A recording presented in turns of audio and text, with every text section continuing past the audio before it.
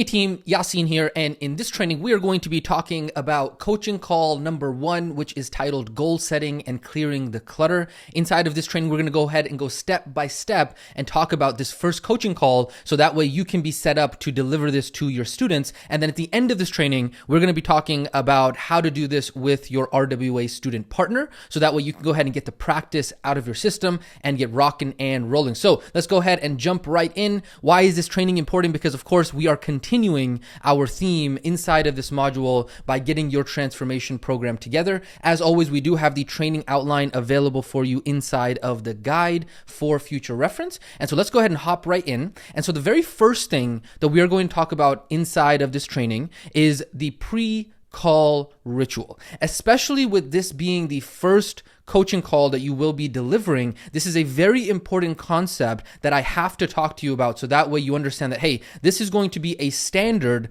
practice that I'm going to be doing for every single one of the calls, and before I start the call, this is what I'm going to be doing, okay? Because the truth is that so many of us have busy lives and we're on the go, we're rushing around, we got a bunch of stuff to do on our to-do list, and what ends up happening is that unfortunately, a lot of newbie, beginner RWPs who are not yet trained on how to actually prepare for the call, what they do is they take this rushing around energy, right? This frantic energy, and they show up to their coaching call with their student in this frantic mindset, okay? And then what ends up happening is that they show up in a sweat and their mind is racing all over the place. And the truth is that this is not the kind of energy that we want to approach a student coaching call with, okay? Because this is the type of energy that is going to impact the quality of our listening, it's going to impact the quality of our engagement, and it's going to impact ultimately the quality of our students' experience. Not good, right? And so what is the solution to this? The solution to this is that before you meet someone, it's critical to go ahead and ground yourself, so that way you don't run the risk of being distracted or disconnected from the person that you are about to speak with, okay? So we spoke a little bit about this in a previous module in which we talked about preparing yourself before the call. And so what we're going to be doing here in this section is really going ahead and dissecting that and making it extremely, extremely practical. Because here's the thing,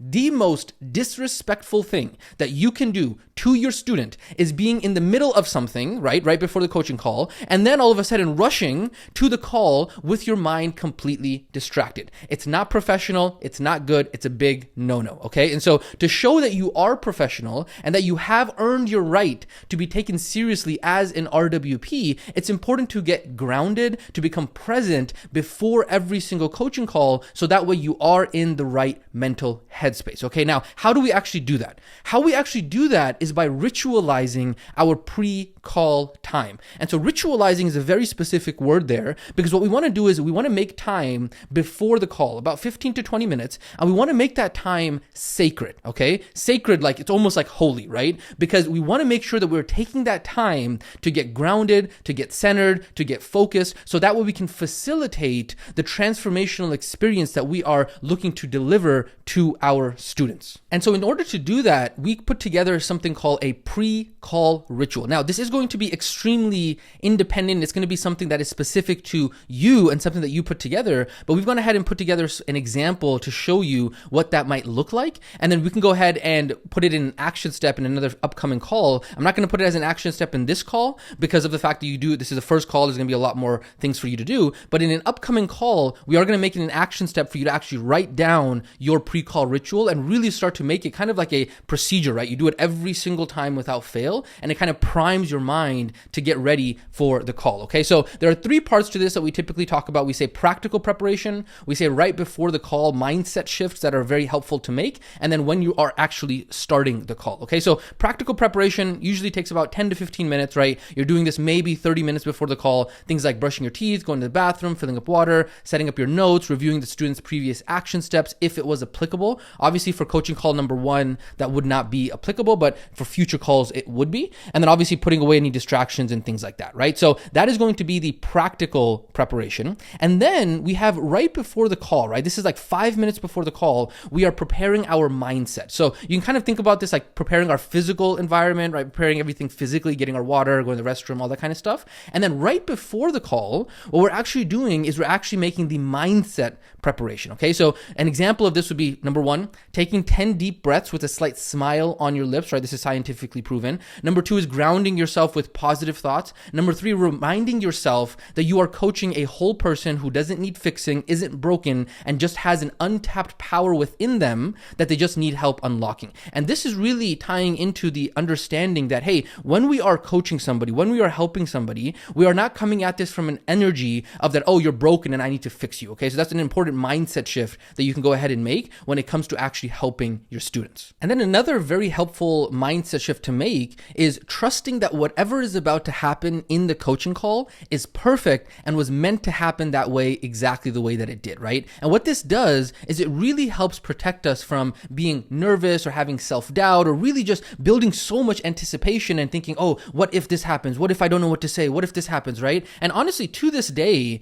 for me, many times, I still get butterflies before every single coaching call, and I worry about not knowing what to do, going blank, or not delivering an impact. It's normal. It's a normal part of the process, but like we've talked about many times before, the issue is not necessarily the feeling, it's the labeling of the feeling, it's the judging of the feeling, it's the expectation of the feeling that we shouldn't be having it. So when we take something that is normal in life, and then all of a sudden label it as a problem, well, then you got a real problem, because all of a sudden you've taken something that is absolutely normal and you started making it a problem, right? Because I even know people who are RWPs and coaches who, after doing this for 25 plus years, who still feel the exact same way, right? They still feel butterflies every single time they start. And guess what?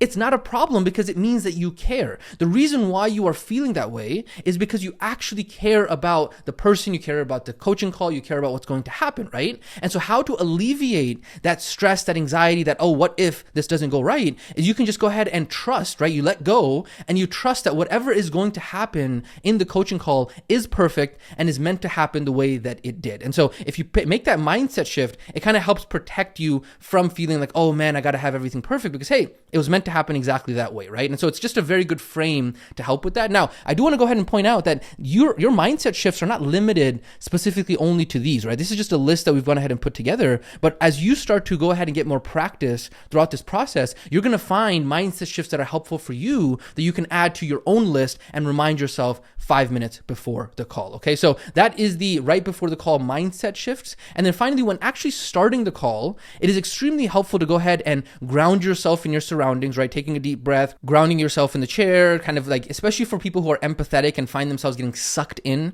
to what the other person is saying, it's extremely helpful to do this, right? Shifting the energy and the focus to the student and still being apart from them in observer mode, and then feeling compassion and curiosity, right? Who is this human being in front of me? How do they see the world, right? Not judging them, coming from that curious, childlike curiosity, right? That's going to be very important. And then like we talked about in previous coaching skill, right? It's about making sure that you're centered, so that way you're not so far that you're lost in your own thoughts and emotions roller coaster, but you're not so close that all of a sudden you're riding their roller coaster with them, right? So you're the observer who is listening and observing them as they go ahead and talk about what is going on in their life, and kind of having closeness, but also that separation. That's what it means to be centered right in the middle. Awesome. So that is going to be the pre-call ritual. The next thing we're going to go ahead and talk about as we go ahead and get ready to talk about the coaching call number 1 overview is I do want to go ahead and talk to you about organization equals organization.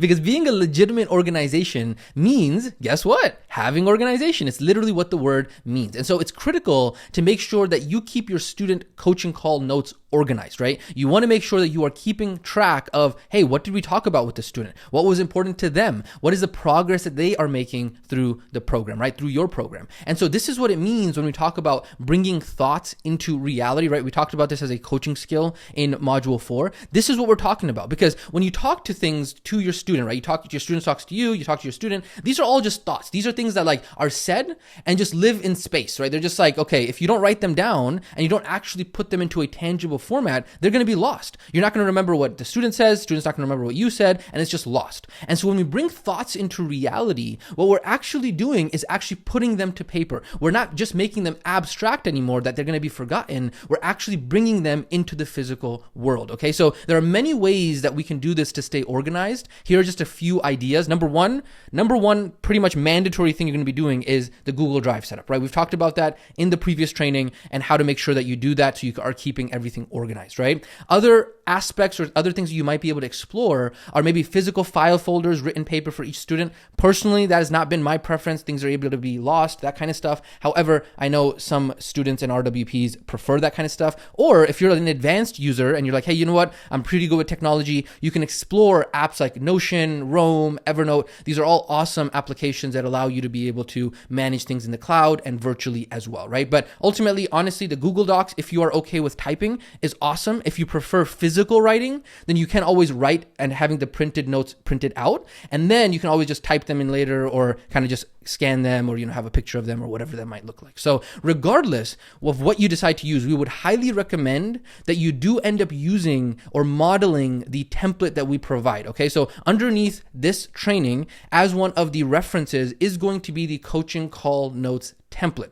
And we've talked about this before. This coaching call notes template basically goes over, hey, what's going well, challenges and obstacles, right? And then coaching call notes, and then action steps, and then ahas and appreciations, right? So it's kind of like you're modeling this exactly the way that it is, but then you can go ahead and model this, whether it be physical or whether it be on another app or whatever it might be, but you want to make sure that you are catering that to the 6 parts of the coaching call, so that way you are staying the most organized. Beautiful. So that is keeping everything organized. We've also talked about the pre-call ritual. So now without further ado, let's go ahead and hop into coaching call number 1. Finally. All right, let's go ahead and talk about the overview of coaching call number 1. So in this first coaching call, we are going to be using the time that we have with the student to really help set the student up for success throughout the rest of the entire program, okay? Because this is the first call, it's going to be so critical for us to set up expectations and really get the students set up properly, okay? So what we're going to be doing is we're going to be using the excitement that the student has in the very beginning of the program,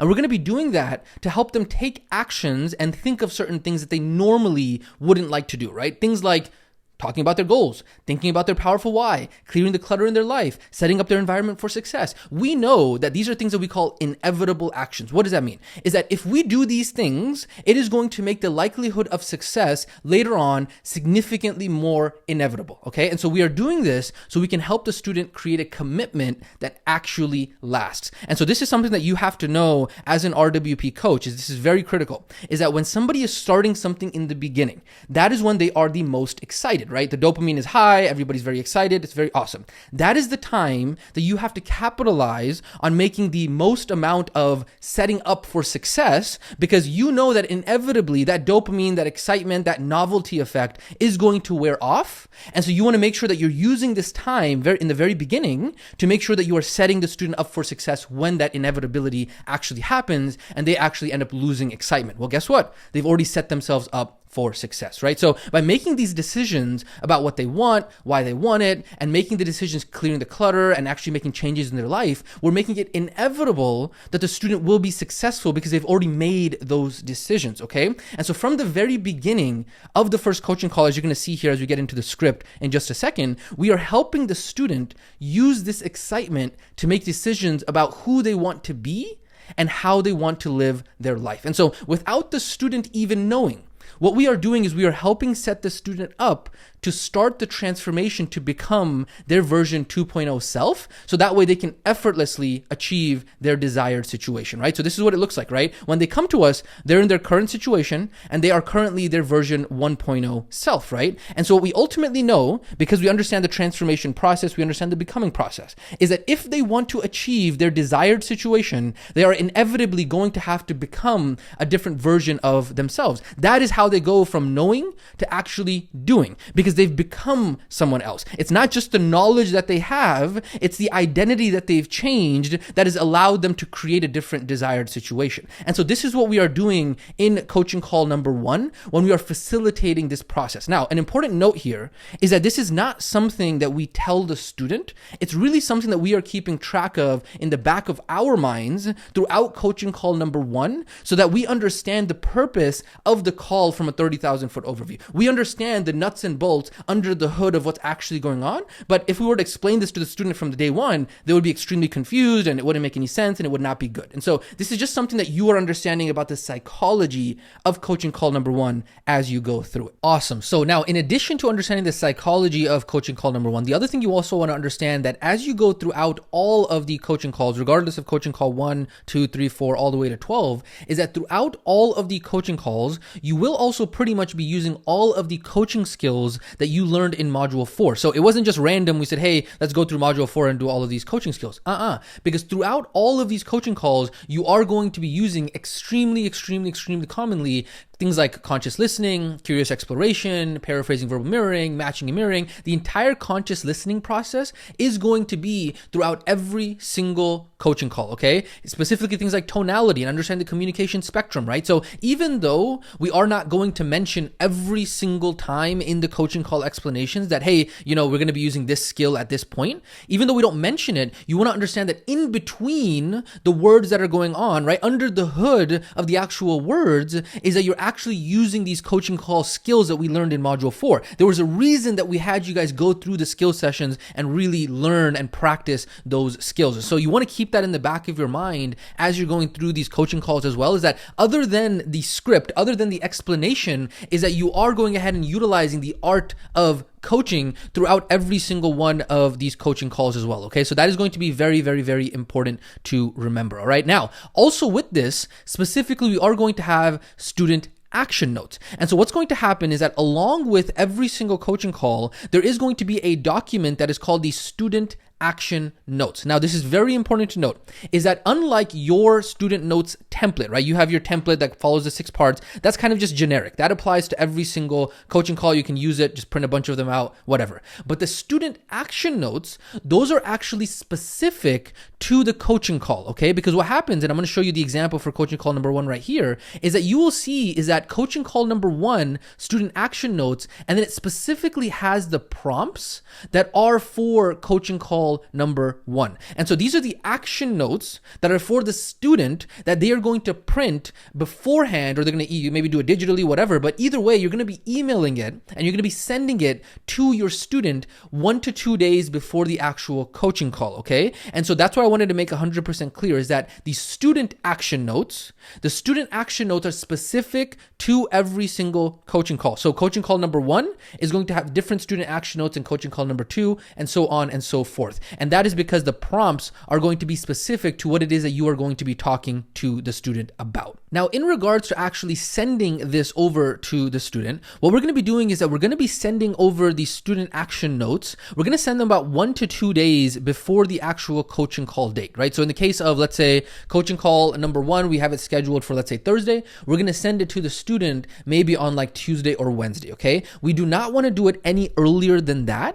And the reason why we do not want to send the coaching call notes too far in advance is because the student's going to be able to read the coaching call notes. They're going to say, okay, these are the topics we're going to cover on the coaching call. And this might bring up feelings of nervousness or anxiety, or they start judging the call before it's even happened when they don't even know what's actually happening. Okay, so what's going to happen is that in Module 6, we are going to show you the software that we're going to go ahead and pay for you, go ahead and make sure all that's taken care of for you. That's going to automate this entire process, right? As well as the tech tutorials on how to do that. So that way you can stay organized and give your students the resources without you having to do it manually. Okay, so we are going to go ahead and talk about that in Module 6, but for the purposes of Module 5 and understanding what it is, I just want you to know that these student coaching notes exist, and these action notes are what you are going to be sending to the student 1 to 2 days before the call. Obviously, you're going to be partnering with a student right now inside of Module 5, so you guys have access to the action notes. It's not like you have to send it to each other. And so when we actually get into Module 6, that's when I will explain all of the logistics for you.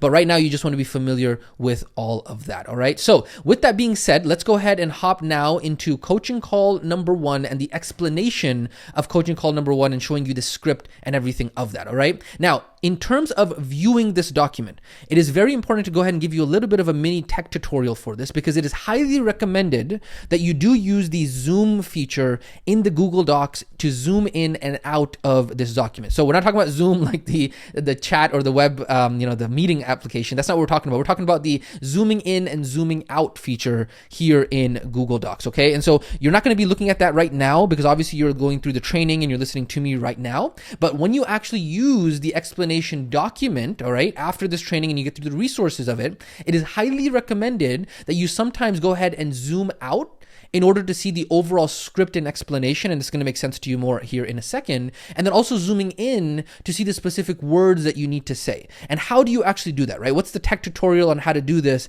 in Google Documents? So depending on if you are signed in or signed out, if you're signed out, what you're going to do is you're going to go over to View, and then you go over to Zoom, and then you can go ahead and select what zoom level you want to do, right? So let's say, for example, you're zooming out. I typically find like 75, 90% works well. And then if you're zooming in to see the actual words, then maybe doing 125 or 150, or depending on the resolution of your computer screen, right? So that's if you are logged out, like you're not logged into your Google account, right? And then if you are actually logged into your Google account and you have your own copy of this, right? This is specifically if you have your own copy. When you have your own copy of this, you're going to see File, Edit, View, right? This is how you know you can actually make edits to this. If you have made a copy of this, then you're going to go ahead and click on the percentage right there, and then you can go ahead and enter a custom number right there, or you can choose one of the options that are there as well. Okay, so that is how you zoom in and out of a Google document. And then the next thing I want you to know is the format of this explanation. Okay, so we're going to go ahead and jump in here for a second into the explanation. But what you want to know is that when we jump into this here in a second, you're going to see that my explanation of coaching call number 1 is going to be following the 6 parts of every single coaching call. Okay, so we're going to be following, hey, part 1, part 2, part 3, part 4, part 5, part 6. Okay, and then on the left side is going to be the explanation, and then on the right side is going to be the actual script. So this is the script of what it is that you're practicing saying, right? Not necessarily maybe word for word. We'll talk about that here in a second, but this is going to be the script on the right side, and then the explanation is going to be on the left side. And then in the blue is going to be the part. Okay, so this is part 0 because you're just building rapport, and then part number 1 is going to be what's going well. So you're going to see it's going to follow the exact same structure of these 6 parts. Okay, and then in the black is going to be the sections that are within that part. Okay, so part number 1, for example, part 1 of part 1 is going to be explain and what's going well. That's going to be in the black, and then there's going to be the script for that, and then there's going to be the explanation of that. All right, now I know this is very theoretical right now. You're like, what in the world? This sounds very, very abstract. It's going to make a lot more sense here in just a second. But the reason I'm explaining this to you is because I didn't want to just drop you into the explanation without you having an idea of how all of this is structured. So that way it's very easy for you to learn and understand exactly what's going on. The other important note that I want to go ahead and mention right here is that I am not actually going to be going through the explanation or the script word for word. Okay, so because this is just in a training video, I don't want to go ahead and make this like a massive training where I'm going over every single word for word. And so it is going to be important for you to go ahead and open up this RWA explanation guide inside of the resources section below, and make sure that when you are preparing for your practice call that you are reading through the explanation further, because I am going to kind of just highlight over it. I'm not going to go word for word, right? But for you and your practice, it's going to be important for you to make sure that you actually look into the guide and make sure that you are going through everything word for word. Okay. And now the other thing I want to go ahead and talk about before we actually get into the explanation here is that, do you have to follow the script that we're about to show you word for word, right? Do I have to say these exact same words that are on the script? The answer to that is no, because what we're going to talk about ditching the script towards the end of this training, but this is what I want you to know right now. The script that I'm about to show you right now has more words than you might actually want to say. In fact, if you read the script slowly and you add in the students' replies in a real life setting, you're probably going to end up going over the 60-minute time for the coaching call. Why? Because the job of the script is to give you really tools and ammunition. It's really to go ahead and load up all of the things that you could potentially say, right? It's about having all of the frames and the ideas that you could convey to the student depending on the situation, okay? But then, depending on the situation, you are going to have to, on the fly, really start to understand, okay, this was what was in the script, and then this is how I'm going to be able to say it differently depending on the situation. And so those factors might be like, hey, maybe the student that you're talking to likes to talk more, explain more. Well, you can't go through the exact same word for word script, because then all of a sudden your coaching call is going to be an hour and a half, 2 hours long, right? Maybe your own individual coaching style is going to be different, right? Maybe the student likes to really enjoy a specific part of the coaching call, and you go ahead and slow down at that part, and then you speed up in other parts, right? As well as maybe how much time has passed on each section, right? Maybe you ended up going a little bit longer on the new information, and so therefore you have to kind of condense other parts of the entire script, right? So there are many other factors, and this is why we call it the art of coaching, because ultimately it's going to be up to you as the remote wellness practitioner to pivot and adjust while keeping an eye on the time, depending on you slowing up or speeding down or condensing or expanding on the different sections. Okay, so we're going to get really practicing on this, and I'll talk to you more about this towards the end of this training, but it's going to be really you getting in the reps. And then over time, you are going to start to get a feel of, okay, it's already been 10 minutes after the hour. I normally want to be at, X stage or X part of the coaching call by now. So I'm going to just go ahead and condense these other parts a little bit more. Okay. So, and you're probably going to really mess up a bunch of times before you get really good at this. And that's okay. That's why we go ahead and have you practice over and over and over again. Okay. So again, we will be talking about ditching the script towards the end of this training. So just go ahead and make sure that you follow along and understand overall right now. And then that way it'll start to make more sense. So the reason why I did all of those is because now we are officially going to go ahead and hop into the script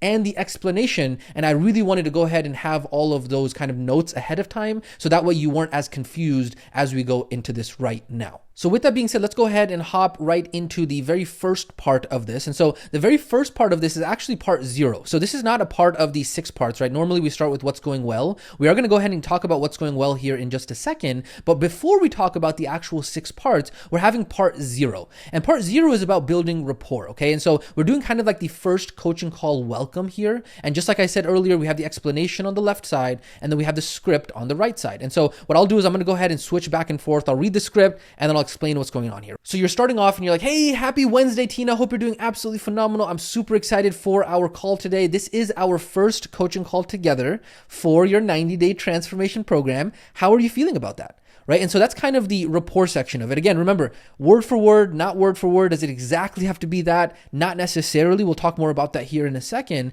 and you will be able to add your own coaching style to it. But we did want to provide you the word for word script if you needed that support, right? So because we are starting our first coaching call, we want to go ahead and build that rapport. This is just 2 to 3 minute quick check-in on how the student is feeling, right? Very brief. You don't want to linger here because there's a lot to go through in coaching call number 1, as you're going to see here. And so we want to keep the call moving forward. We don't want to drag too long. And so if you want to build rapport about what they did over the weekend, or, hey, how's your family doing and all that kind of stuff, you want to be extremely careful to make sure that you hold the frame. And when we say hold the frame, it means you are keeping control of the conversation and not letting your student wander too much. Otherwise, in this just rapport section, you could end up wasting 5, 10, 15, 20 minutes, and then you won't be able to get to all of the parts that you need to throughout coaching call number 1. Okay, so that is part 0, which is rapport. And now we're going to go ahead and get into part number 1, which is what's actually going well. Okay, so part 1, what's going well, and you can see the subsection here is explain and ask what's going well. So let's go ahead and talk about that right now. So we say, hey,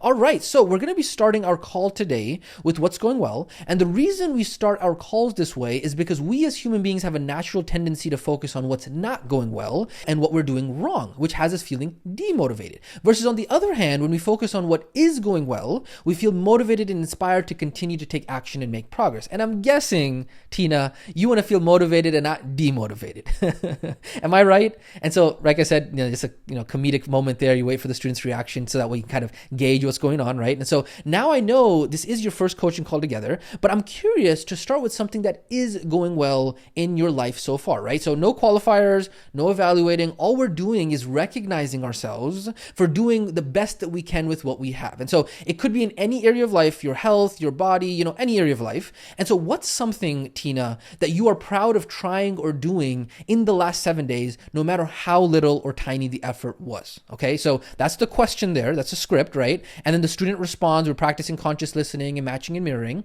And so what's going on here with the explanation, let me go ahead and talk to you about that, is that it doesn't matter that you haven't been working together with the student for a long period of time. We're really just exercising the student's muscle of noticing what's going well, right? And so their answer to this question might be as simple as, what's going well is that I joined the program, right? It doesn't matter what it is.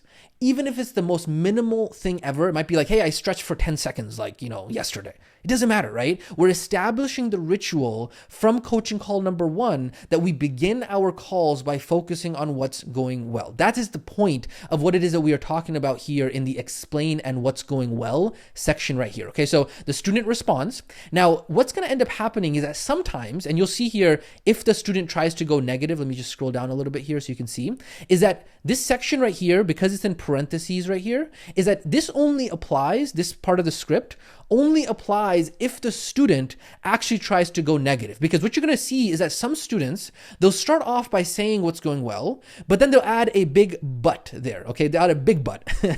And the but here is they're trying to add a qualifier because they're so used to being negative, they're trying to not celebrate too much. And so if the student is that type of student, this is why this part of the script exists. So you might not use this for every single student, but I want to walk you through this if that is the case and you do have a student that does that. And so if the student starts to say, hey, you know what, they start to go negative, they start to worry, they start to add qualifiers, you say, hey, Tina, I want to pause you there for just a second, okay? Because remember, there are no right or wrong answers here, right? What if we just stopped being so hard on ourselves for a moment and really just focus on what pops into your head about what's going well right now? Remember, no right or wrong answers. And so, like I said earlier, is that they want to add a big but here, and the word but negates and diminishes everything that came before it. And so acknowledging the positive is not about evaluating how well we did or how we could have done it better. Or sometimes a student might end up starting with what's going well, and then they start adding things about things that they're worried about. This is going well, but I'm worried that I might not be able to keep it up, da da da da da da.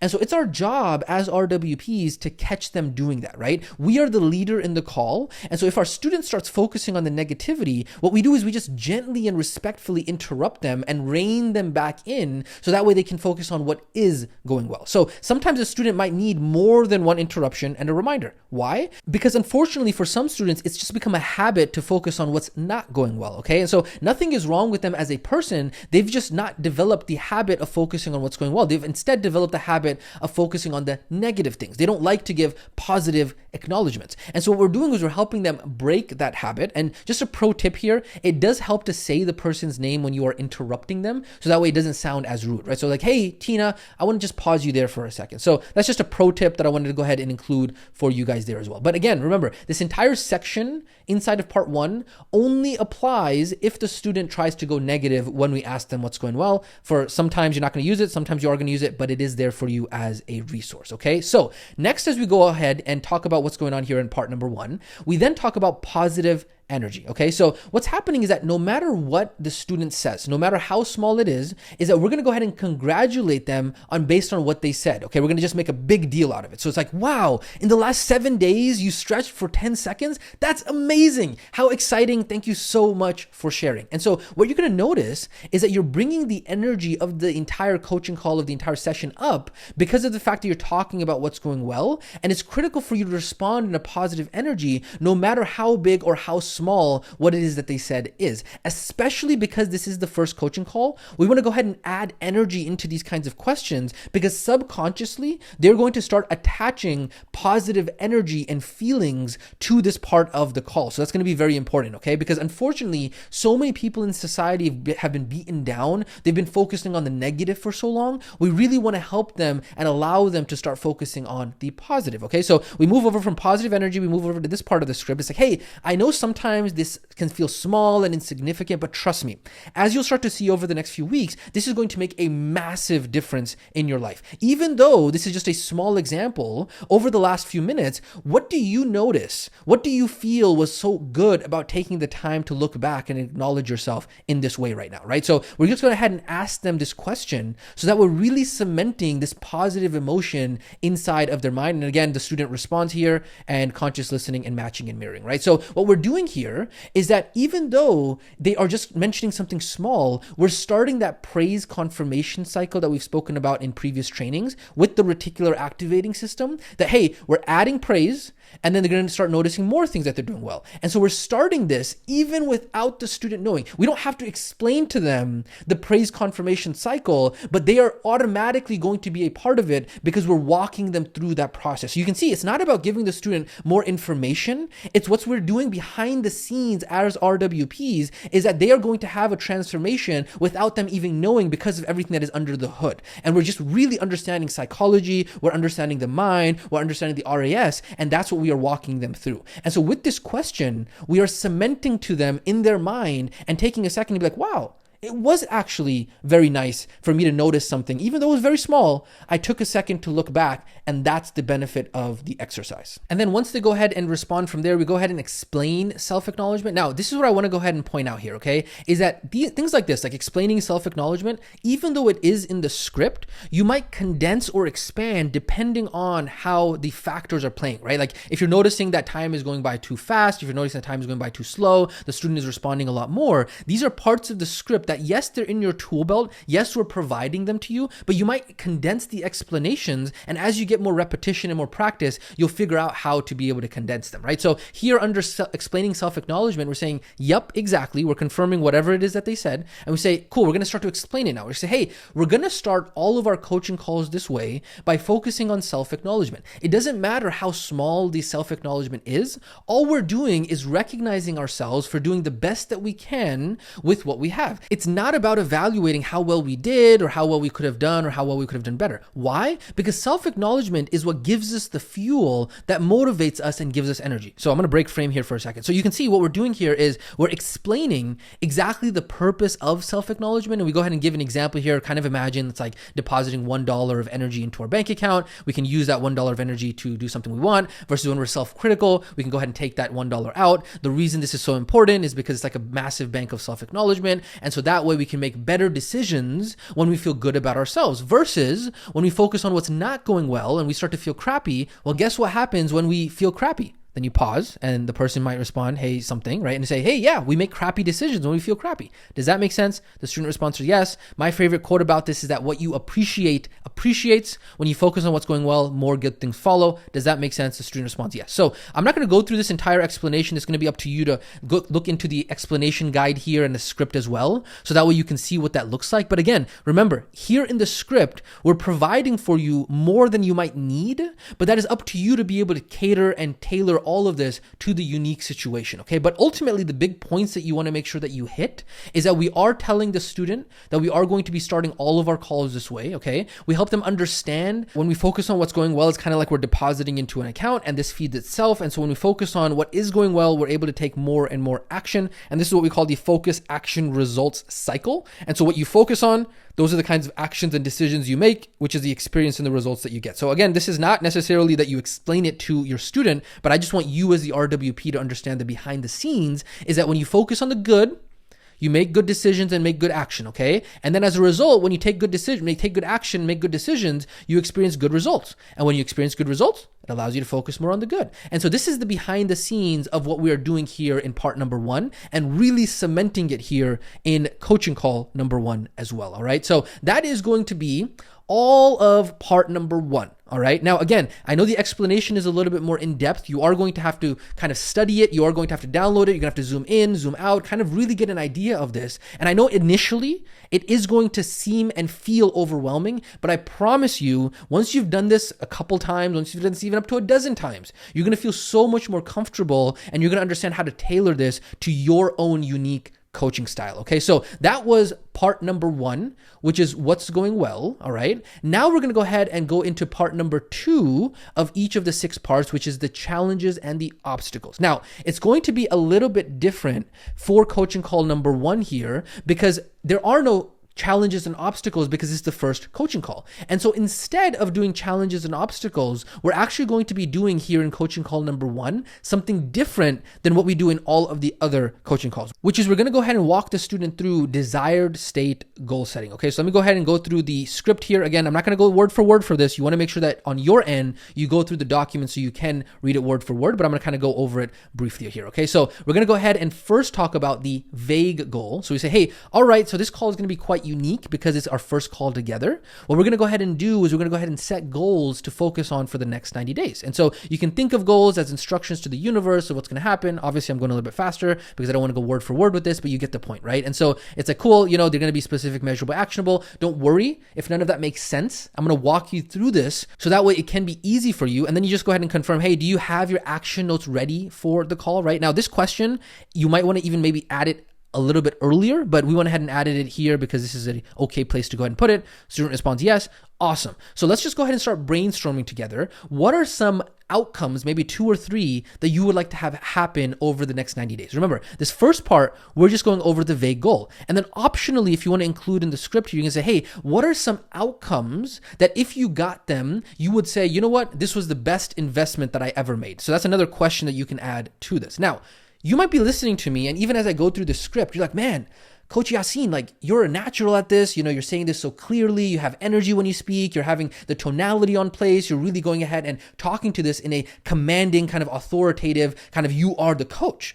Yes. You know why? Because it's literally hundreds and hundreds and thousands of hours of coaching and one-on-one and doing it over and over and over and over again. And so eventually with practice, you will also be able to get your energy, you'll be able to get your tonality, you'll be able to get all of your speaking to a level where you feel really awesome about it as well. But again, it only comes from practice and it only comes from putting in the dang work. All right. So I just want to go ahead and put that tidbit of note right there. So let's go ahead and explain what's going on here in part number 2 and the section for the vague goal. So like I said earlier, normally in part 2, we do focus on challenges and obstacles, but because this is the first call, we're focusing on desired state goal setting. And so this is the first step that we have to take with the student to make sure that we and the student are on the same page about what they want out of the program. And so what we're doing here inside of this section in part 2 is we're really defining what that desired situation is. We're defining what that clear what is. We're defining what that North Star of what it is that they want to go is, right? And so this is going to look very familiar to you because guess what? You went through this entire process in module 2 without even knowing that this was going to be what you help your students with. How cool is that, right? You're seeing a lot of these images. You're like, wait a second, I know this.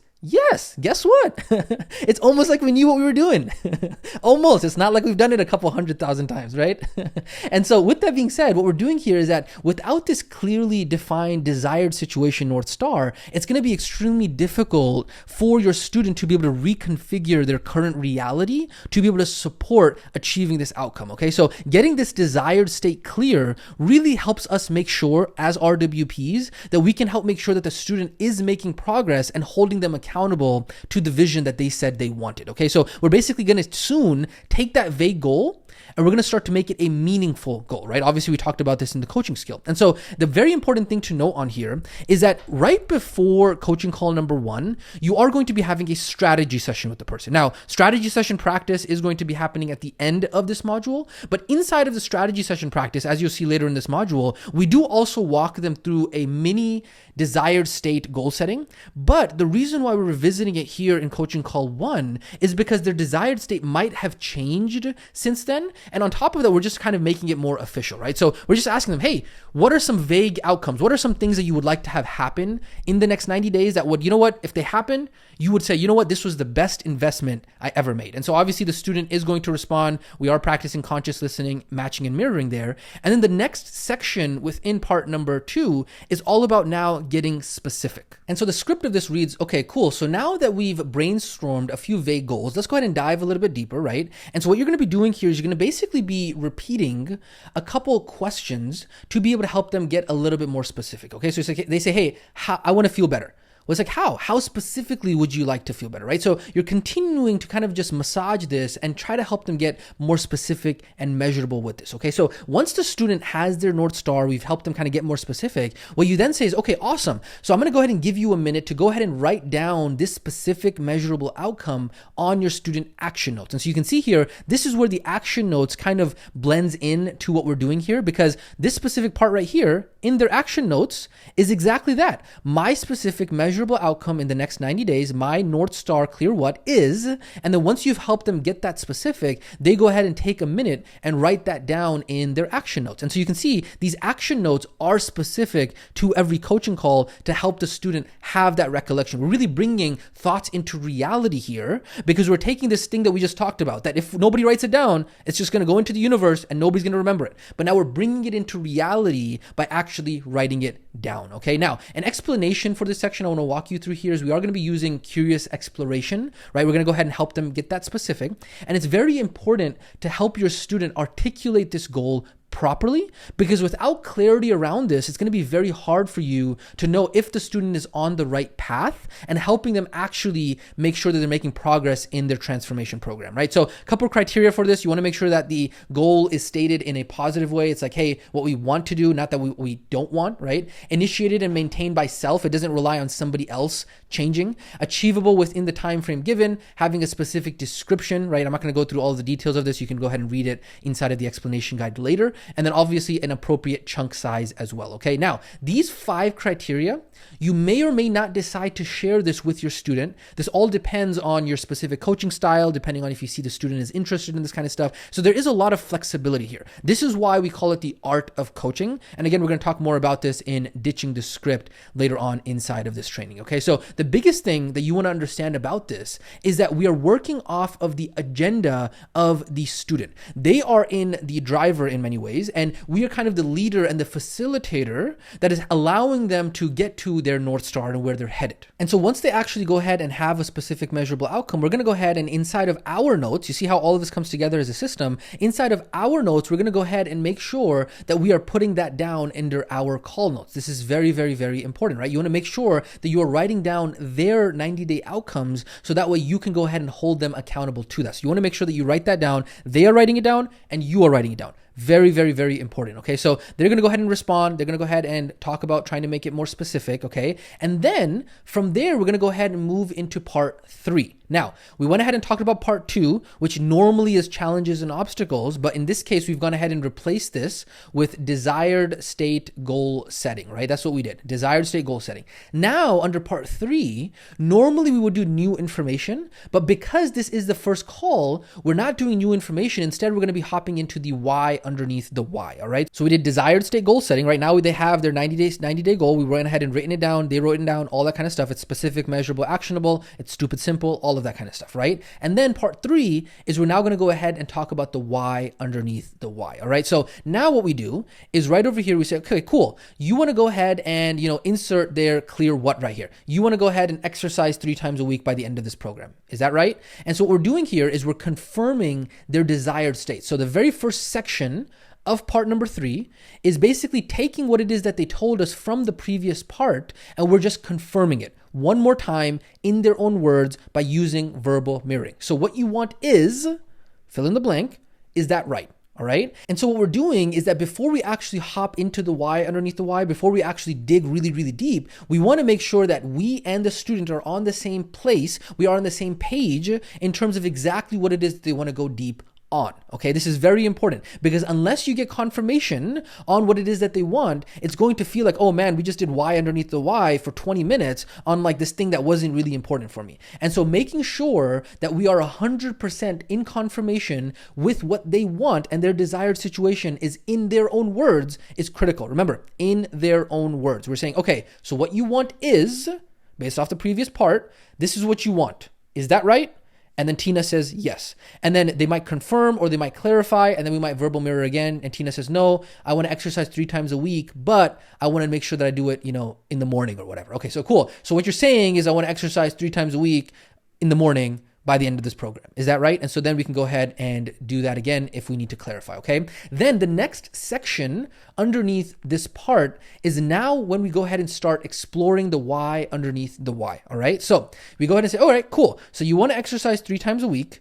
My question to you, Tina, is what's important to you about that, right? Or what will having that do for you? All right. And so now what we're doing is we're going to go ahead and explore the why underneath the why, right? We talked about this in module 3. And what we want to do is we want to find out what is the motivating desire, right? What is the values underneath this goal? What is it that is driving them, right? What's the big why underneath the why? And what's so important about this for the student? And so what we're going to be doing inside of this section is we're going to be using 2 very special questions for this. Question number 1 is what's important to you about that? And question number 2 is what will having that do for you? Those are the 2 questions that we're going to repeat over and over and over again inside of this section So that way we can go ahead and dive deeper and deeper and deeper. Let me go ahead and explain to you and walk you through an example so that way you can see this, right? It's like, okay, she says, hey, I want to exercise 3 times a week. And then you say, hey, what's important to you about that? And then she responds, hey, I want to feel more energized.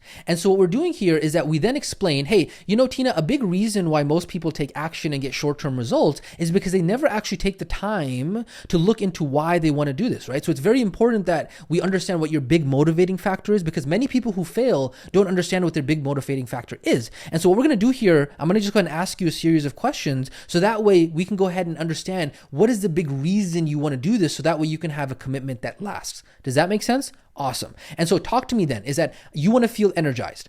What's so important about that to you, right? What's important about feeling energized? Or hey, what will feeling energized do for you? And then she's going to respond, and then you just repeat the question. Okay, hey, feeling energized so I can run around with my kids. Okay, what's important about being able to run around with your kids? Or what is it about being able to run around with your kids? What is that going to do for you? You can just choose and kind of alternate between these two questions. Okay, so what you're doing is you're just repeating these questions over and over and over again until you land on something that feels really important to the student. Okay, now you might be scared and you might say, but won't the student notice if we're repeating the same question over and over again? Remember, we talked about this in the coaching skills of curious exploration. It doesn't feel that way to the student. And so if you are not worried about it, they will not be worried about it. So you want to go ahead and let go of any thoughts that this is weird or anything like that, because that's going to just mess with you more than it is going to mess with them. Okay, so there is a method to this madness. Just go ahead and trust the process, and then that way you will understand this very well. And so what we're trying to do here, and the explanation for this, is we're trying to land on something that feels really important to the student, right? We need to uncover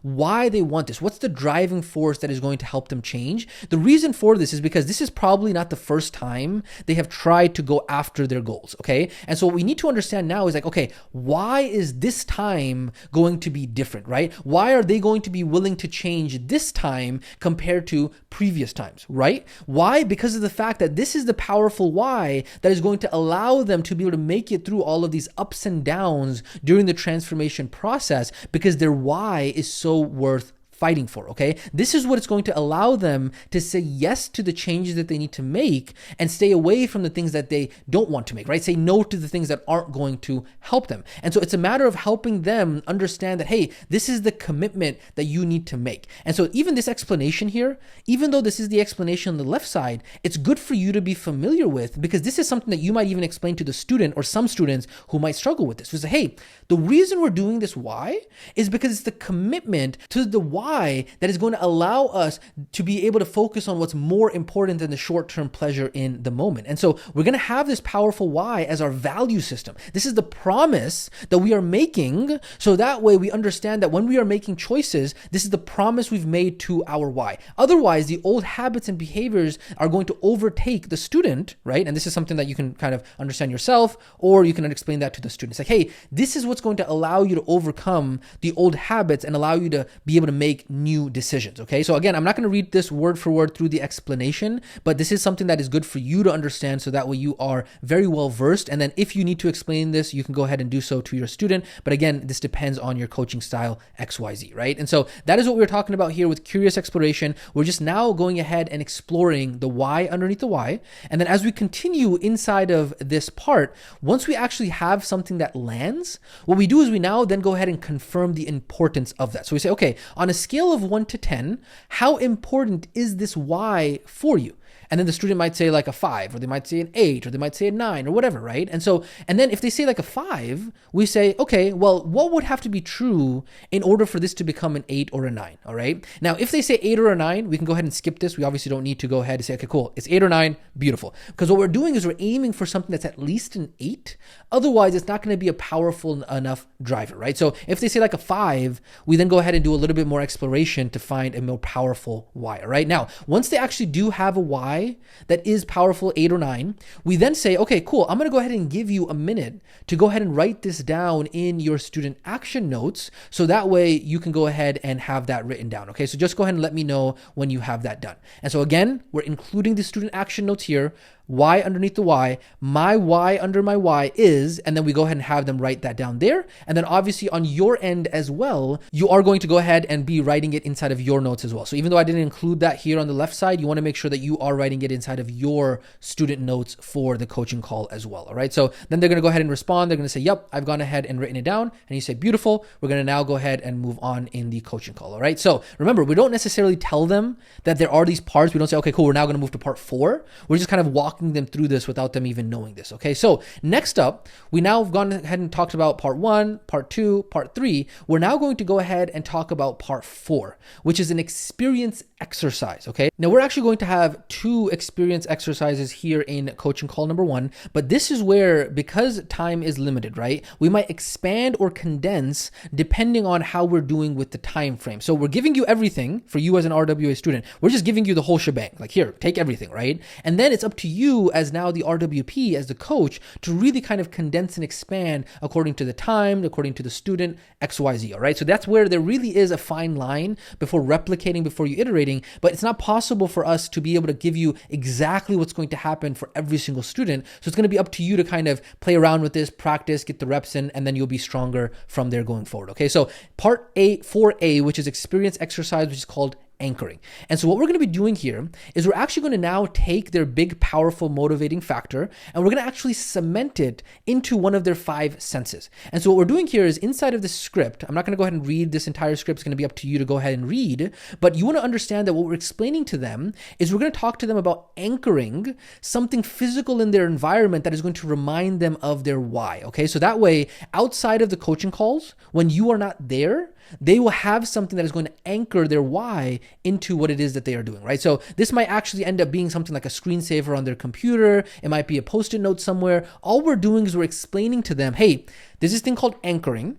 And anchoring is going to allow you to anchor your why into something physical in your environment, okay? And so the explanation of this on the left side is that what we're doing is we're really cementing for them in their mind that whenever they see, let's say, a screensaver on their phone, or they see this post-it note on their refrigerator, or they hear this specific song, or they see this specific thing, they're having a specific emotion that is tied to the behavior, okay? So we're basically going ahead and doing some subconscious rewiring for them. Again, I'm not going to read through this entire explanation, but I do just want you to understand that in this section, in this first activity, we go ahead and explain anchors and what anchors are. And that's what we go ahead and do right here. And so a great reframe that you can go ahead and include really throughout your entire program. It doesn't only have to be here in coaching call number 1, but a great reframe for you to go ahead and insert is like, hey, when you say no to old habits, it means saying yes to something that is much bigger and more important to you. So saying no means saying yes to something else, right? Because a lot of times when people say no, I can't eat this food, I can't do this, I can't do that, right? They start to get into a kind of a deficit mindset, kind of like a scarcity mindset.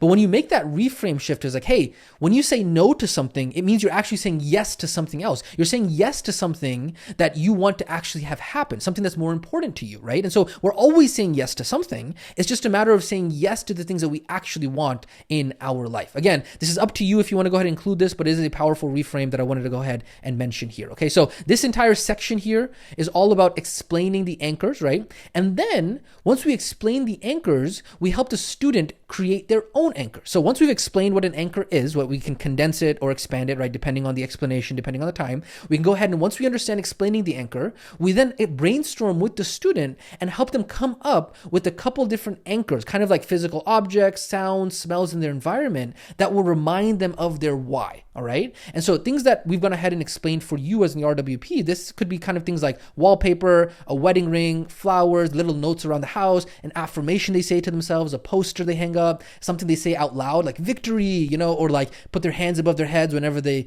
make something happen or something like that, right? All of these are examples of anchors that you can go ahead and either recommend or even for yourself in your daily life as you start to develop anchors, you can go ahead and have that there as well. The biggest thing with anchors to know though is that we want to try and make it, if possible, related to the 5 senses. Because if you can imagine like the monkey mind, right? When you're limbic mode, you're in monkey mind, you're kind of like in your head thinking about the past, you're thinking about the future, you're thinking about your fears, you're thinking about your worries. So when you tie something to the anchors, whether it be something that they see, something that they smell, something that they feel, all of a sudden it's bringing them back to the present moment. So that way it can make them conscious, right? So that's what we're doing with these anchors. And sometimes they might sound goofy, might sound silly, but the truth is that they really do anchor you back into the present moment and remind you of why you are choosing to commit and choosing to make a good decision. And so what you're going to do is you're going to have them decide their anchors directly on the call, okay? It doesn't necessarily have to be that they make the screensaver right there. That's going to be part of the action steps, but they are going to decide, okay, this is what I'm going to do, right? And then once they've decided that, you're going to go ahead and tell them, cool, let's go ahead and take a minute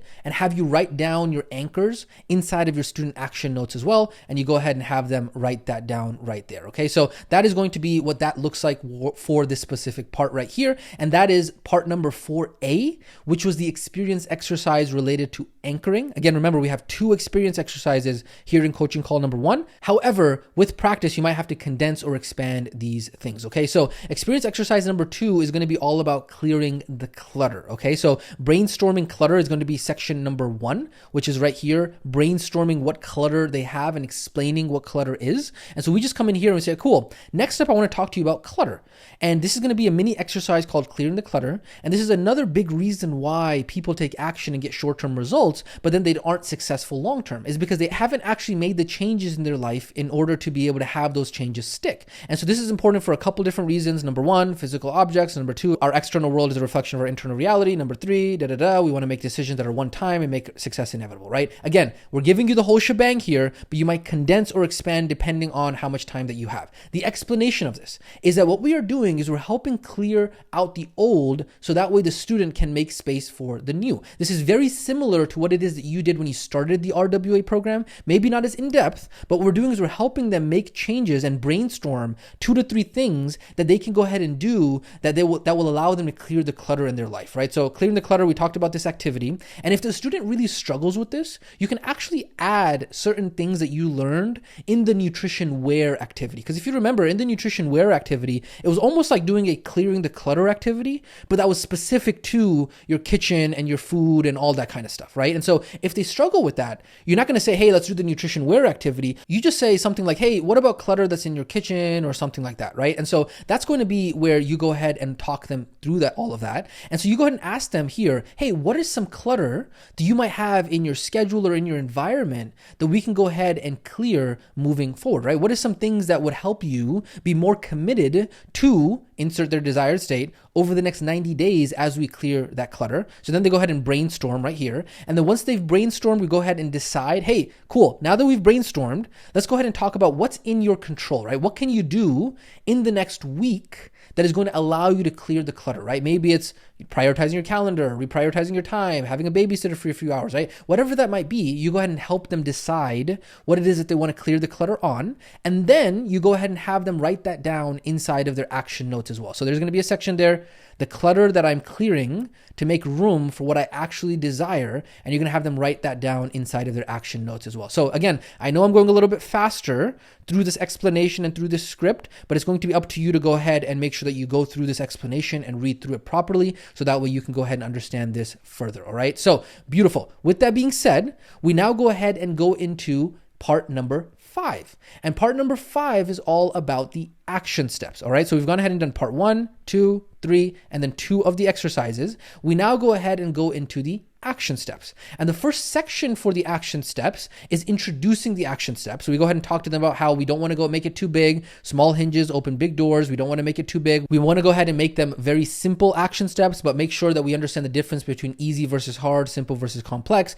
Just because they're simple does not mean that they are necessarily easy. We want to make sure that we actually do them. All right. Now, again, this is another section. You may decide to go ahead and X this entire section because you're like, you know what, I don't have a lot of time. That so be it. But remember, the biggest thing you want to understand here is that when we introduce the action steps, and we talked about this in designing action steps to training, we want to make sure that they are simple and we want to make sure that they are only 1 to 3 maximum. Okay, so we have the little bit of explanation there, very important. And then we go ahead and talk to them about action step number 1.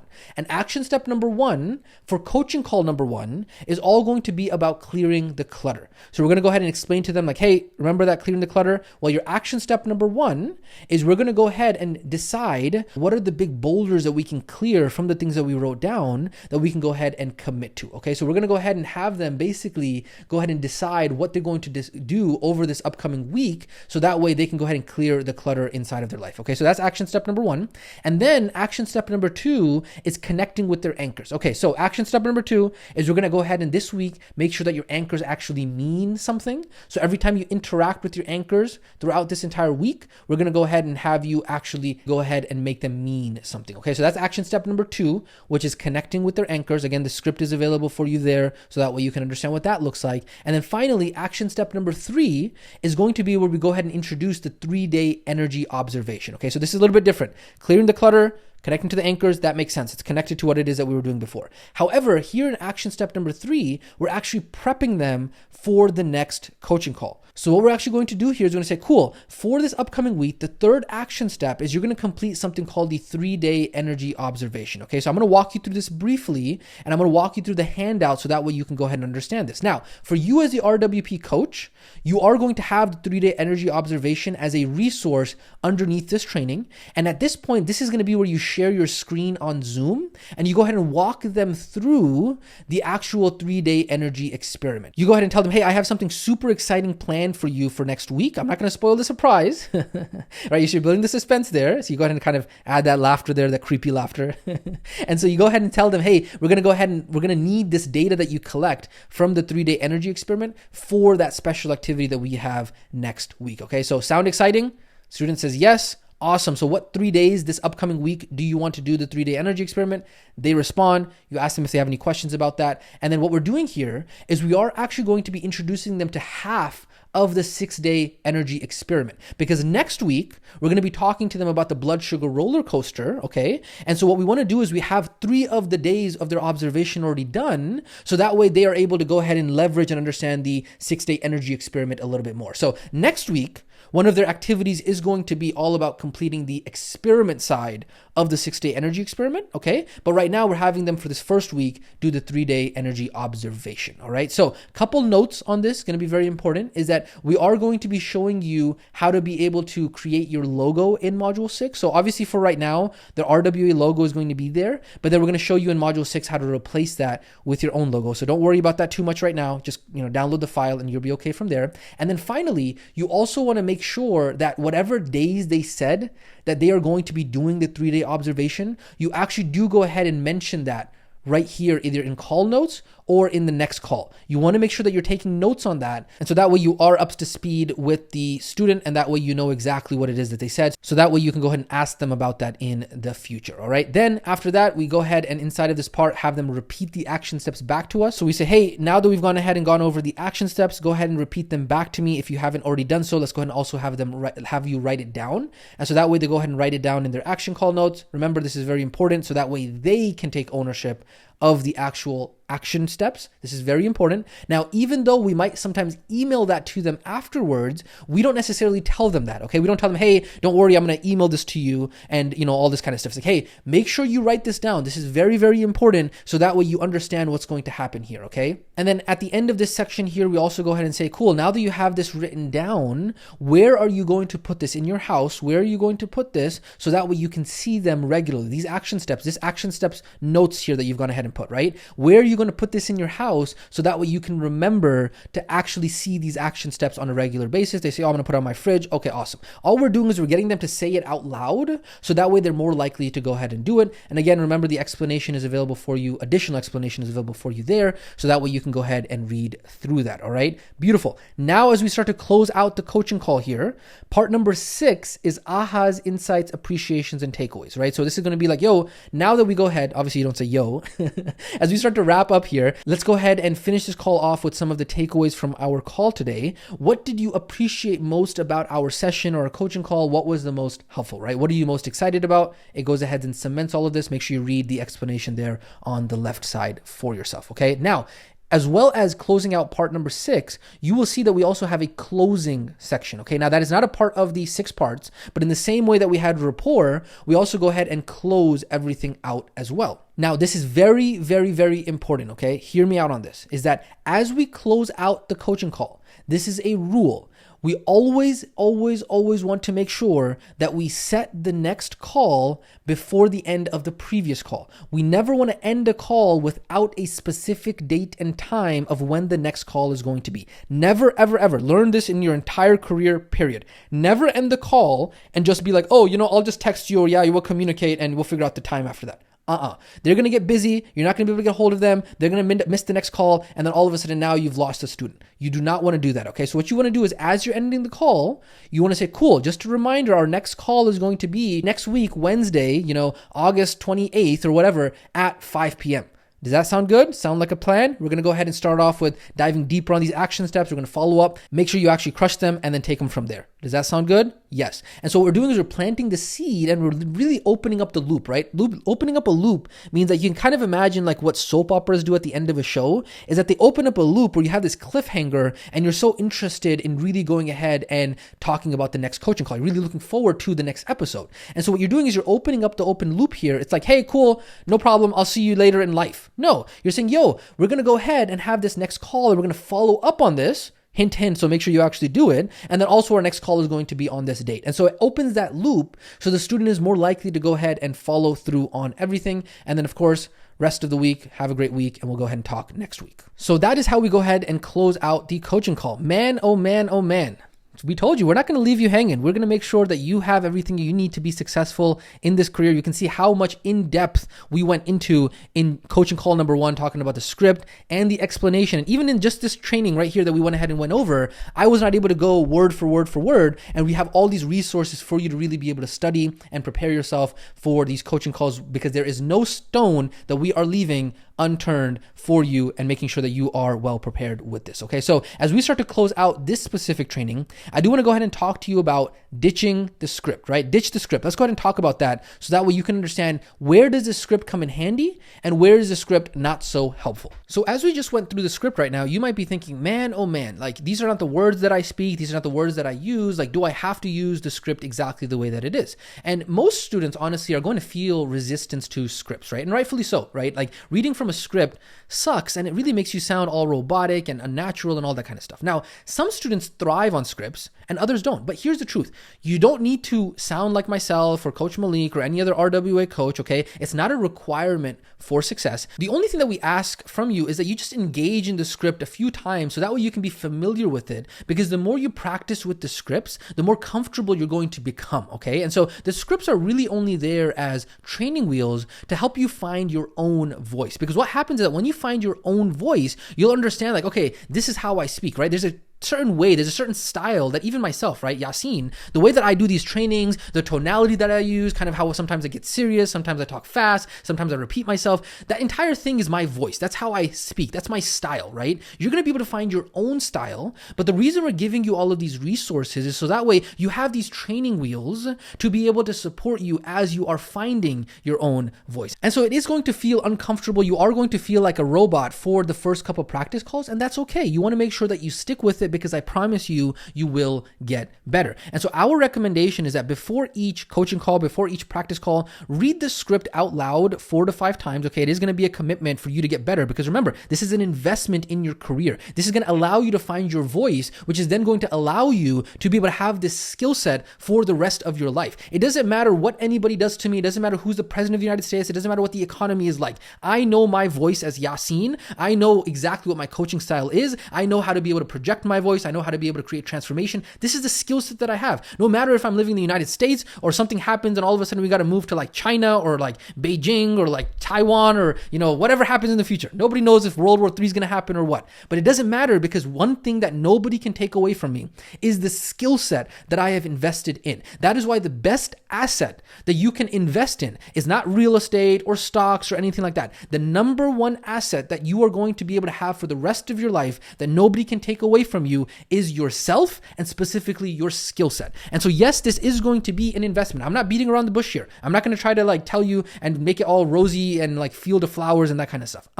This is going to be an investment for you to be able to find your coaching voice, but that is the skill set that is going to serve you for the rest of your life. Okay, so read the script out loud 4 to 5 times, and then after you've delivered and said the script out loud a bunch of times and you're familiar with it, you can kind of make bullet points of what you want to kind of really convey quickly, and then maybe you try ditching the script. Now, our recommendation is just make sure you don't ditch the script without first practicing 4 to 5 times, because if you don't practice it 4 to 5 times, you could just end up ad-libbing a bunch of stuff, going off on some tangents and telling some stories, and then, going off here and there, and then your coaching call is like 3 hours long.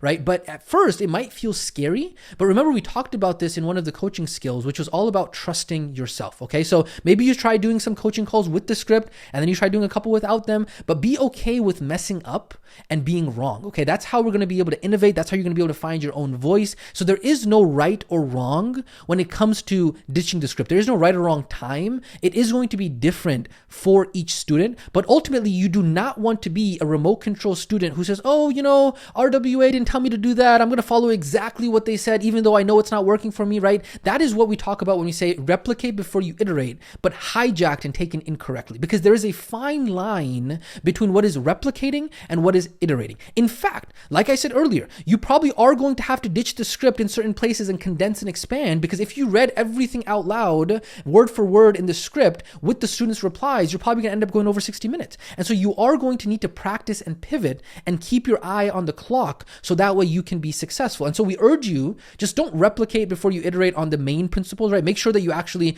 3 pillars, 12 coaching calls, 6 parts, right? That is the framework. But other than that, have at it. No problem, right? Ask us questions in the student community. Ask us, hey, I want to tweak this. I'm worried about this. Can you help me navigate that fine line? And so ultimately, you just want to make sure that you don't get too fancy. You don't try to get too cute. You don't try to change everything up outside of this framework. But other than that, be willing to ditch the script and take risks off-road and see what happens, right? Just notice what works, and then that way you can go ahead and get feedback and notice what works better. So biggest thing is just don't beat yourself up, right? Don't say, oh, I suck as an RWP, I can't do this, because that cycle of thinking is not going to be helpful for you, because this entire innovative process is going to help you find your coaching style, right? So we talked about an example of this was like the 5 criteria of the 90-day goal.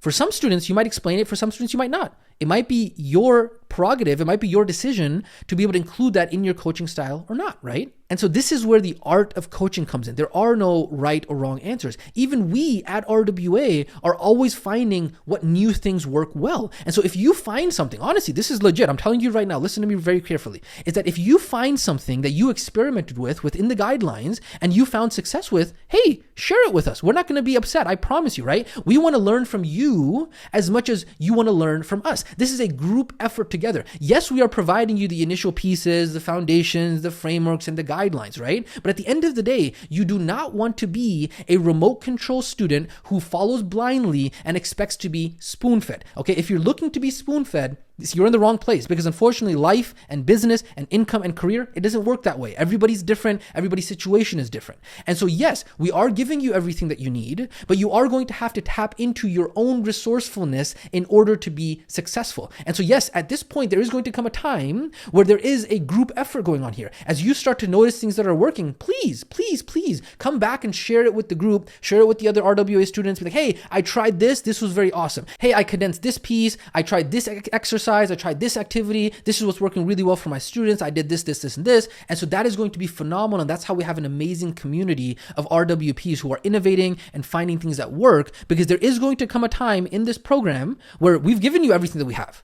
And then we're going to have to work together to go ahead and make sure that your program gets better, and we can go ahead and help other students make their program better based off of the innovation that you're able to come up with. And so that is what I wanted to go ahead and talk to you about when we talk about ditching the script, when to ditch the script, and the fine line between that. Okay, so as we start to now close out coaching call number 1. I know that coaching call number 1 and the explanation for it was a little bit more in depth, right? This is going to be a little bit more in depth than any of the other coaching calls. And the reason for that being is because it is the first one. I want to make sure that we go ahead and have the foundations in place. The next ones are going to be a little bit more snappy now that you get the system. But now we're going ahead and going into the coaching call practice. And so here in coaching call practice, remember, we're going to go ahead and pair up with a fellow student in RWA. Don't worry, it's going to be fun. All right, coaching call practice, you already know I'm not going to go through this. Skill equals knowledge times reps. You have the knowledge of what coaching call 1 is now, but you need to have the reps so that way you can acquire the skill of coaching call 1. And so what we're going to be doing here is you are going to go ahead and post your availability, and then you are going to go ahead and partner with partner number 1. This is going to be the same partner that you go ahead and practice coaching call 2 and coaching call 3 with as well. Just remember, it is 1 by 1, so it's not like you're doing 1, 2, and 3 all in one sitting. That would be way too long. You want to do coaching call 1, get the recording, get create the takeaways with partner number one. You want to post it, and then you and partner number one figure out what another time is going to be for you guys to go ahead and do coaching call number two. And then after that, coaching call number three as well. Okay. Now, in terms of why are the practice calls important, I'm not going to spend a lot of time with this. Reason number one, knowledge without practice is meaningless. Number two, we learn best when we teach. Number three, you are going to be experiencing what it feels like to be a student on the other side, as well as the mind does not know the difference between what is practice and what is actually real. So these are all very important reasons why practice is important. And then finally, let's go ahead and go over the instructions for coaching call number one and the practice calls for coaching call number one. Okay, so coaching call number one, practice number one. Number one, make sure you have the setup done for the practice calls. Very important. There's an entire step-by-step instruction tutorial, upgrading your Zoom account, doing all of that good stuff. Very, very important. And then instruction number two, important notes. Number one, remember, you don't have to start the call immediately. You can go ahead and build rapport. This is another fellow student. Go ahead and introduce yourself. Number two, make it real. Make sure that in your mind, you are making it as real as possible. This is literally free coaching from a fellow RWP. Okay, so that is two. Number three is the instructions. Okay, so pre-work, make sure, this is very important. Out of all of this is very important. Make sure that you study and read out loud the call script multiple times before your practice call. You do not want to be that student who wears the failure uniform and wastes the other student's time because you're trying to prepare while you are on the call. Okay, so if you have to literally schedule your practice call with your fellow student in a way that gives you time to practice, so be it. Be like, yo, I need time. Let's schedule for Thursday so that way I can spend Monday, Tuesday, Wednesday really practicing. Very, very, very, very important. Okay. Number two, RWP coach, whoever Zoom link it is going to start the recording. You're going to set a timer for 60 minutes. You're going to go through the entire coaching call script. And then when the timer runs out, okay, even if you have not yet finished your coaching call script, this is very important. Pay attention to this, is that if you need to extend past 60 minutes because it's your first time, you kind of went a little bit slower, all this kind of stuff.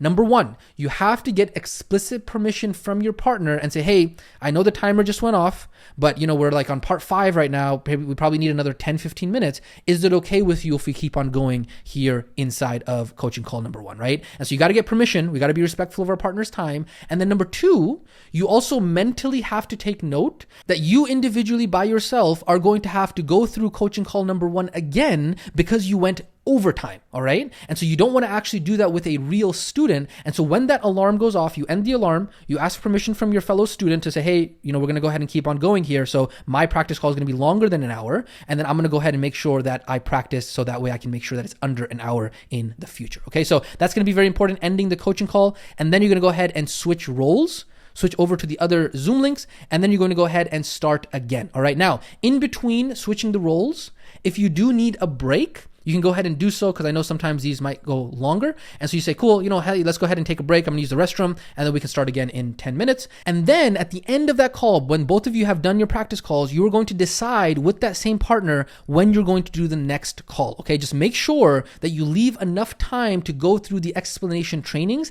and the individual practice, right? So let's say, for example, I'm doing coaching call practice number one. It's Monday. And you're like, okay, cool. Let's go ahead and meet up on tomorrow to do coaching call number two. But you got to make sure that can both of you have enough time to go through both the explanation and reading it out loud 4 to 5 times before tomorrow? Make sure you guys' schedules is conducive to this, right? And ultimately, you want to make sure that you're leaving enough time for that, okay? So our recommendation, shoot for 2 to 3 practice calls in the same week. So maybe you do like a Monday, maybe like a Thursday, and then maybe like a Sunday or something, right? Or a Friday or something like that, right? So you can shoot, and that way there's enough time in between for you guys to be able to go through the explanation and the practice. And also make sure you go ahead and follow the rest of the action steps. So once you complete it, make sure you post your takeaways and your recording and all of that kind of stuff that actually exists there, okay? And then of course, like we talked about, how long should this take you? Make sure that you are trying your best, if possible, right, to try and get 2 to 3 in a week if this is conducive to your guys' schedule. That is probably the best way to do it. You do not want to take 1 week per call because then it's going to take you really 3 months to go through module number 5, and that might be too long, right? If that's the only thing you can do, so be it. It's not a big deal. Don't beat yourself up about it. Don't judge yourself about it. Oh, this is terrible, not going to work for me. It take me 3 months to go through module 5. No, it's okay if that's not possible for you. But if you can try to push a little bit more, then try to get 2 to 3 practice calls done per week if that is permissible for both you and your partner. Okay, so that is coaching call number 1. You guys, I am so pumped for you. Practice call, you're gonna do great. Okay, I know you're gonna do an amazing job in this practice call. I really want to go ahead and commend you for willing to try it. I know it can be nervous. It's a lot to go through. You're like, man, sometimes this can feel overwhelming, but remember, it doesn't have to be perfect. This is what practice is here for. This is why we practice. That way you can get all of your nerves out. You can get all your stumbles and fumbling and all that kind of stuff out. This is why we practice. Okay, so I know you're going to absolutely crush it. I know you've gone through skill sessions already. You crushed it then. You're going to crush it now here as well. I can't wait for you to actually get through practice call number 1. And so with that being said, let's go ahead and jump into the action steps for this specific coaching call number 1. So action step number 1, as always, watch and study this training in full. And then action step number 2 is going to be for you to save the following documents in the appropriate Google Drive folder for this coaching call. So if you remember, we made your coaching call structure, your Google Drive structure before. You want to make sure that you click on File, Make a Copy. Do not request edit access to these documents. They are templates. You need to make your own copy of them. So you click File in the top left, Make a Copy. Make sure you save a company folder, Product, Coaching Calls, Coaching Call 1. Okay, there are going to be the resources available for you. There's going to be the explanation guide, which was this exact guide that we just went over. You want to make sure that you read through that. There's going to be the script. There's going to be the action notes. There's going to be the 3-day energy experiment observation.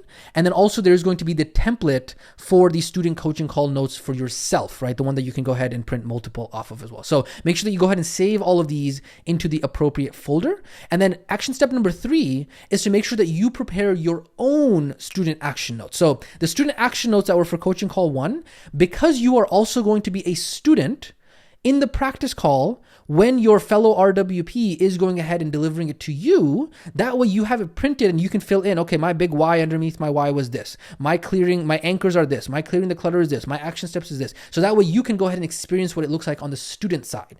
And so this specific one right here, coaching call number 1, student action notes, you want to go ahead and have that prepared as well, whether that be physical, printed, or digital. That is up to you. So that way when you are a student in the practice call, you can actually go ahead and fill that out as well. Action step number 4 on here is going to be about commenting your availability on the coaching call number 1 student community post. Okay, then you want to reply to another student's availability, have the DM conversation. You want to listen to the call recording example. You want to practice out loud. Very important. You want to go ahead and ask any questions that you might have inside of the coaching call number 1 student community post as well. You want to conduct your practice call with your partner. You want to upload to YouTube, and then you want to go ahead and comment again on that student community post with your takeaways and your recordings. Okay, so those are all of the action steps. I know this one was a doozy. This was a very dense one, but like I said, it is the very first one. So we wanted to make sure that you have all of the details. And then once you are in the system, the rest of the coaching calls are going to go a lot faster and they're going to be a lot easier. Okay, so just get over the hump, get over the hill of this first one. And then from there, it's going to get easier and easier and easier. Okay, so this has been coaching call number 1, goal setting and clearing the clutter. I'm super pumped for you to go ahead and get these practice calls knocked out and seeing all of them inside of the student community. This is Coach Yasin checking out. I will catch you inside of the next training.